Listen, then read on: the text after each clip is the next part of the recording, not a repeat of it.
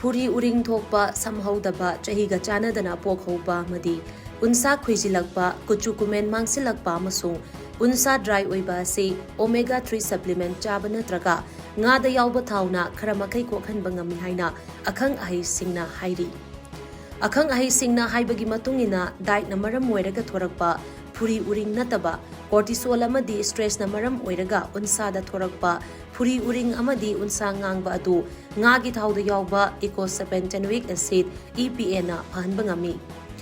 Goat liver oil asi vitamin D yamna yauba maramna goat liver oil sizinabana samhoba ngamdana leiramba adu phanduna samhogat hanbada mateng pangbaga loinana chahiga chanadana pokhauba amasung unsa khuijinba hantahali